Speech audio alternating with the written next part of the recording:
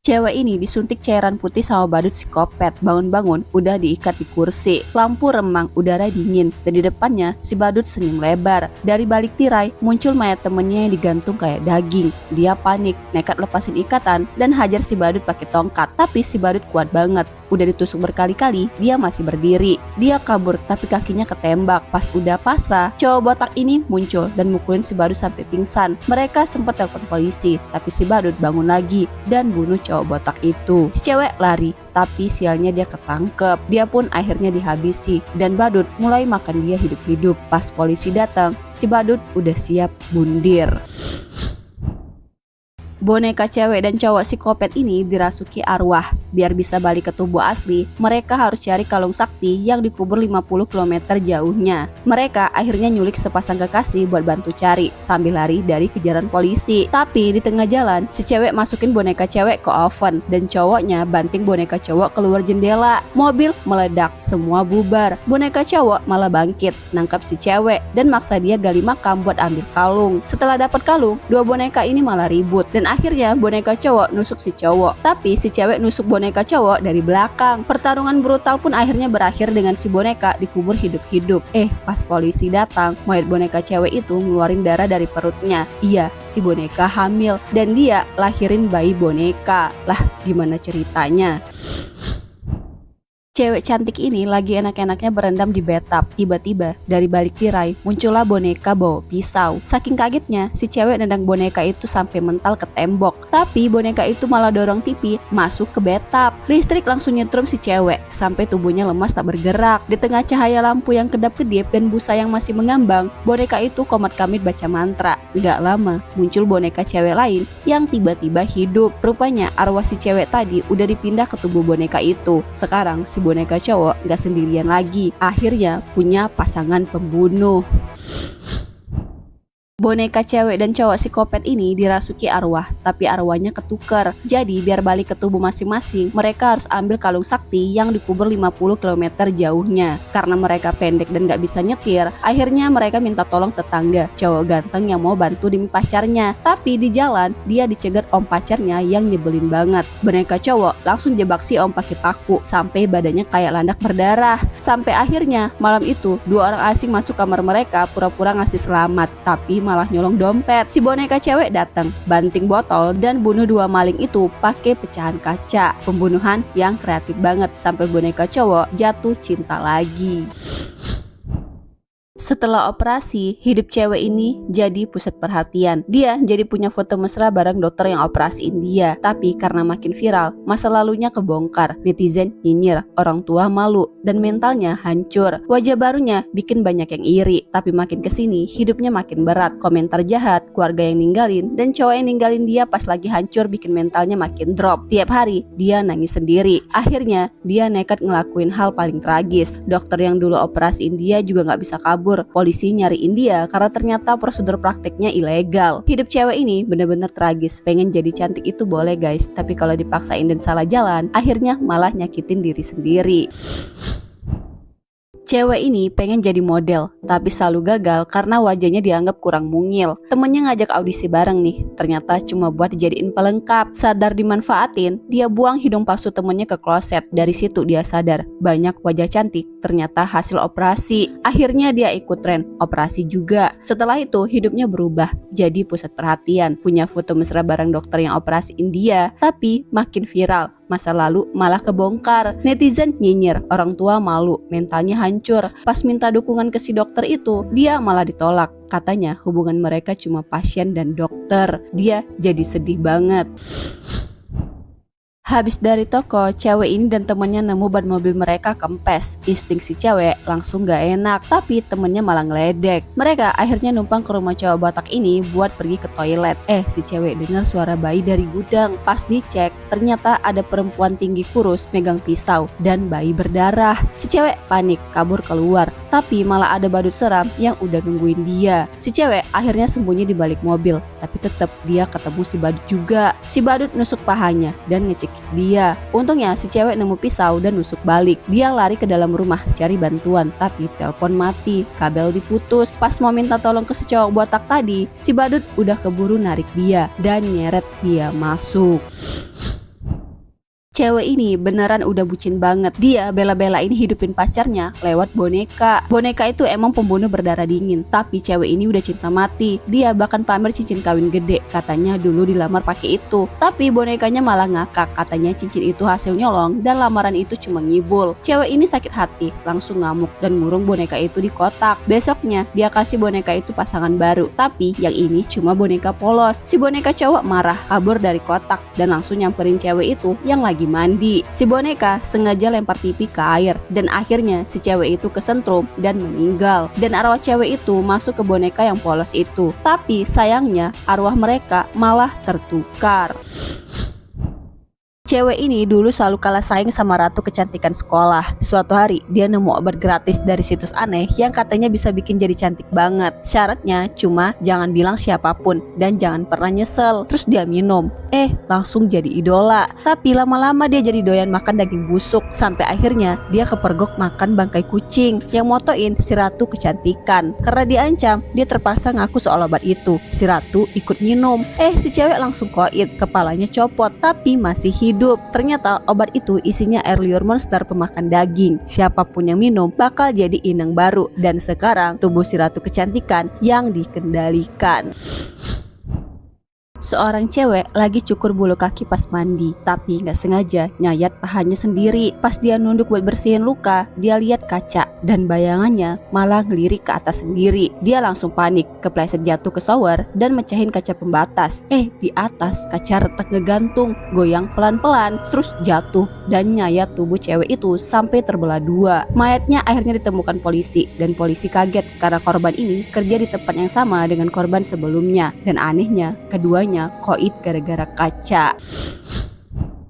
Ada bocil cowok yang nyimpen toples isi kepala hewan di bawah tempat tidur. Bukan sekali dua kali, udah banyak banget. Yang ngeri, semua kepala itu bau got dan ternyata memang dikumpulin dari satu aliran air kotor. Tapi jalurnya muter-muter dulu sebelum dibuang, nggak langsung ke tempat sampah. Orang-orang curiga ini kerjaan anak kecil. Soalnya tembok sekitar tempat itu tinggi dan cuma anak-anak yang pernah terlihat mondar-mandir di sana. Tapi siapa yang tega kumpulin kepala segitu banyaknya? Tiba-tiba kota ini diselimutin kabut tebal. Orang-orang ngumpet di supermarket takut keluar. Malamnya monster kayak belalar raksasa masuk dari atap. Mereka tertarik sama cahaya, tapi ada karyawan malah nyalain lampu sorot, bikin monster makin banyak. Seorang cewek akhirnya tewas digigit dan ada yang lain kebakar gara-gara drum minyak tumpah. Supermarket jadi chaos. Akhirnya pria ini ajak anaknya dan beberapa orang kabur, tapi mobil mereka mogok di tengah jalan. Bensin habis. Mereka cuma punya senjata dengan 4 peluru. Padahal di dalam mobil ada 5 orang. Si pria akhirnya mutusin buat akhiri semuanya, bunuh orang-orang tersisa termasuk anaknya sendiri. Dia akhirnya sendirian, pasrah dimakan monster. Tapi pas buka pintu, tentara dateng, kabut udah hilang. Mobil penyelamat muncul yang isinya orang-orang yang dulu dia pikir udah koit. Ngelihat itu, si pria cuma bisa nangis, hancur, nyesel seumur hidup. Ada pembunuhan berantai yang bikin geger. Akhirnya polisi nangkep sopir bus sekolah karena bukti-buktinya cukup kuat. Tapi baru aja dia masuk penjara, muncul kasus baru dengan pola yang sama. Ternyata polisi salah orang. Supir itu udah kadung dicap pembunuh. Gak ada yang mau terima kerjaan dia. Akhirnya dia tinggal sama pensiunan polisi yang kasihan. Tapi 10 tahun kemudian kasus serupa muncul lagi. Nah, penyidik ini yang menyelidiki dari awal tiba-tiba disergap dan diikat dalam mobil. Yang nyulik dia ternyata sopir bus yang dulu salah tangkap itu. Sopir itu dendam karena hidupnya hancur dan dia nunjukin video yang bisa ngancurin hidup penyidik juga. Tapi untungnya si penyidik ini berhasil kabur dan nyari dalang sesungguhnya dari kasus pembunuhan itu. Pria ini penguji sistem keamanan penjara. Dia pikir semua penjara itu bisa dibobol, tapi kali ini dia dikirim ke penjara di tengah laut. Semuanya transparan, penuh kamera, bahkan buang air pun diawasi. Rencana kabur pertamanya gagal total. Ternyata rekannya sendiri berkhianat, tapi dia nggak nyerah. Di dalam, dia kerjasama sama napi lain, pura-pura berantem biar dikurung di ruang sempit bersuhu tinggi. Disitulah dia nemu paku berkarat. Pakai pantulan cahaya dari besi yang dipoles, dia panasin paku itu sampai lepas. Lubang pun terbuka. Tapi waktu keluar, dia malah nemu kenyataan pahit. Ini ternyata penjara di kapal besar yang sekelilingnya cuma laut luas. Apakah dia bisa kabur? Setelah jadi koki sukses, cewek kampung itu dapat tawaran besar dari investor buat saingin mantan gurunya yang udah kelewat edan. Demi bayar pengobatan ayahnya, dia setuju. Tapi lama-lama dia juga berubah, makin cepat marah, makin kejar uang, dan makin jauh dari asal-usulnya. Akhirnya, dia bikin masakan yang bikin tamu-tamu kaya berebut pujian. Tapi pas pesta besar, mantan gurunya muncul lagi. Di depan semua orang, dia jagal sapi hidup-hidup, dibakar langsung di tempat. Semua tamu senang, tapi polisi datang dan ngebongkar semua kejahatannya. Kini si cewek kampung jadi koki paling top, tapi dia nggak bahagia. Dia balik ke gerobaknya, masak kitiau kayak dulu, karena akhirnya dia sadar makanan paling enak bukan yang mahal, tapi yang bisa bikin perut kenyang dan hati tenang. Seorang cowok nyolong cicip makanan mahal yang katanya cuma orang kaya yang bisa makan. Pas masuk mulut, baunya amis, rasanya juga nggak enak. Dari situ dia sadar ternyata yang mahal itu bukan karena enak, tapi karena gengsi. 10 tahun kemudian, dia jadi koki paling jago. Masakannya laku keras, apalagi buat orang kaya. Tapi sebenarnya dia masak bukan buat nyenengin mereka. Dia sengaja bikin menu aneh-aneh biar bisa ngasih pelajaran ke mereka. Buat dia, rasa bukan soal lidah, tapi cara buat balas dendam ke orang-orang yang selama ini cuma nilai makanan dari harga. Ada pembunuhan berantai yang bikin geger. Polisi akhirnya nangkep sopir bus sekolah karena bukti-buktinya cukup kuat. Tapi baru aja dia masuk penjara, muncul kasus baru dengan pola yang sama. Ternyata polisi salah orang. Tapi sopir itu udah kadung dicap pembunuh. Gak ada yang mau terima kerjaan dia. Akhirnya dia tinggal sama pensiunan polisi yang kasihan. Tapi 10 tahun kemudian kasus serupa muncul lagi. Dan polisi belum tahu siapa pelakunya.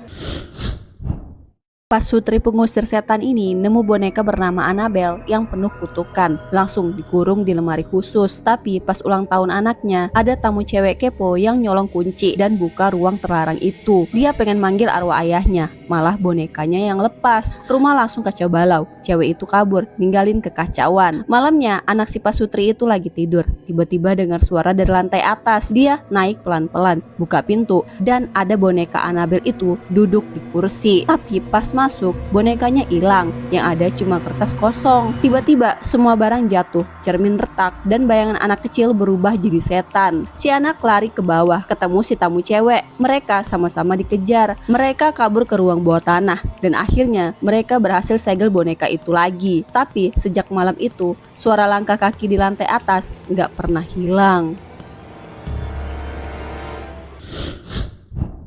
Pria ini kena kutukan Pai gara-gara dulu nabrak orang kesayangan dukun. Pai itu bisa pindahin kutukan ke orang lain asal dimakan. Tapi yang makan pasti koit. Dia langsung punya rencana pulang ke rumah, pura-pura baik ke istrinya yang udah selingkuh, dan sodorin Pai kutukan itu. Istrinya makan sambil muji rasanya. Si pria lega. Tapi pagi-pagi dia lihat ada 2 piring. Anaknya muncul nih sambil bilang dia juga makan Pai itu. Dengar itu si pria langsung lemas. Niat balas dendamnya malah nyeret anaknya sendiri. Belum sempat mikir apa-apa, tiba-tiba pintu ada yang ngetuk. Yang datang dokter yang selingkuh sama istrinya. Si pria langsung senyum, pura-pura damai, terus tawarin si Pai. Si dokter makan dengan lahap. Si pria cuma duduk dan senyum puas. Tapi dia lupa, kutukan gak pernah benar-benar pergi. Cepat atau lambat, semuanya bakal balik lagi ke asal. Tinggal tunggu waktunya.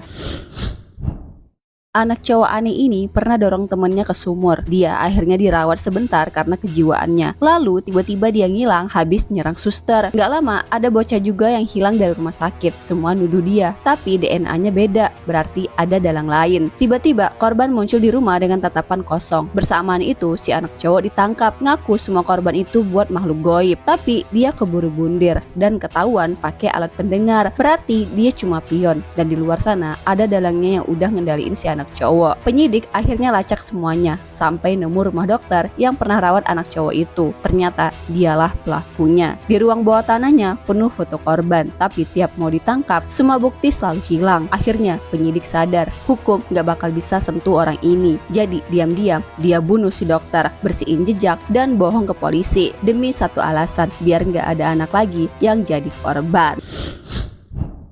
Cowok ini yakin cewek di depannya bunuh istrinya, tapi si cewek malah buka rahasia kalau istri cowok ini ternyata selingkuh. Dia ngebunuh karena trauma masa kecil. Ayahnya ninggalin ibunya buat perempuan lain, bikin ibunya sakit hati sampai meninggoy. Itu kenapa dia ngebunuh. Cowok itu nggak langsung percaya, tapi setelah buka rekaman lama, semuanya terbukti. Dia hancur, tapi juga nggak terima orang lain nentuin hidup dan mati. Dia balik maksa si cewek nyerah, tapi cewek ini nolak. Mereka akhirnya ribut hebat, saling pukul, dorong sampai rebutan senjata. Luka berdarah, emosi meledak, rumah yang tadinya tenang berubah jadi medan perang.